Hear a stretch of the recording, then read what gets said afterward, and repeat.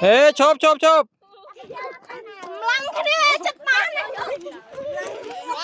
បាទសួស្តីពុកម៉ែបងប្អូនអរគ្នាបាទថ្ងៃនេះខ្ញុំបាននាំសិស្ស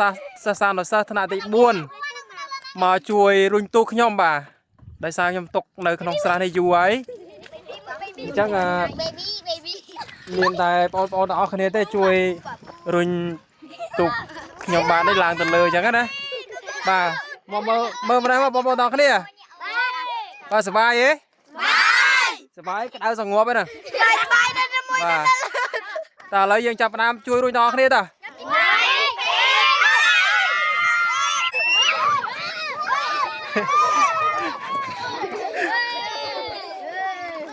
តើចិត្តរួចហើយ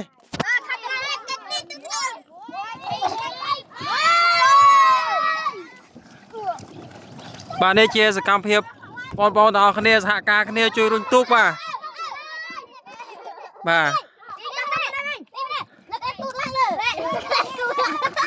ចិត្តរួចគ្នាយើងចិត្តរួចហើយបាទឡើងទៅបដាឲ្យពុកម៉ែបងប្អូននេះបាទអូលេងខ្លាំងណាស់បងប្អូនបកែនេះបាទទៅហើយឡើងដល់លើហើយចិត្តរួចហើយបាទនេះចិត្តរួច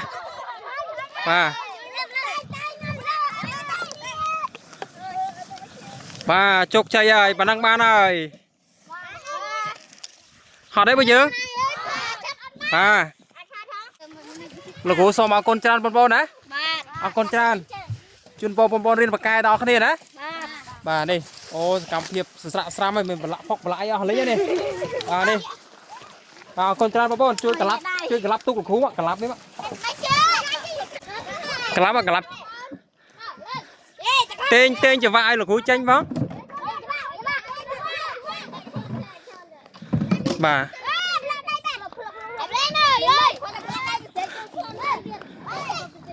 ហ្នឹងហើយកលាប់អីចឹងមក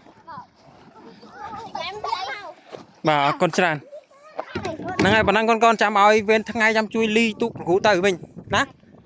ណាអរគុណច្រើនកូនជួយលោកគ្រូបានអរគុណច្រើនជូនពរត្រឡប់ទៅ